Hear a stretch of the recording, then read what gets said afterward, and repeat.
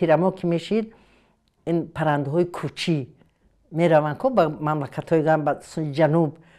همون وقت انتظاری میکشید که و یا ترنه ها از بالای تل تپه های صوفیان میگذشتن با یک آواز حزین دلگیر کننده نگاه میکرد زیق میشد که وطنشون پرت افتن بیچاره ها رفتن اما را نگاه میکرد به خود گپ میزد دلش به همه چی میسوخت یا که همین چوکک نقل میداد من هم چوکک نمیدونم چوکک چیه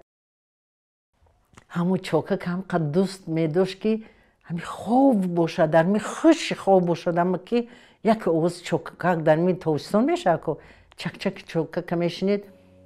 پریده ای خواب میخیست روی حولی میبرامد این چوکک اگه جو باشه گوش میکرد ای کدام طرف ای کدام درخت همین قد دوست میداشت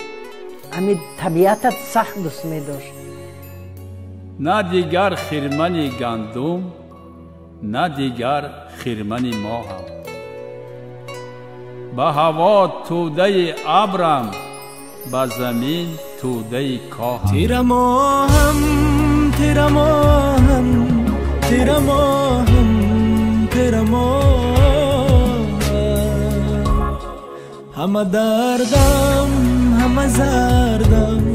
همه رنجم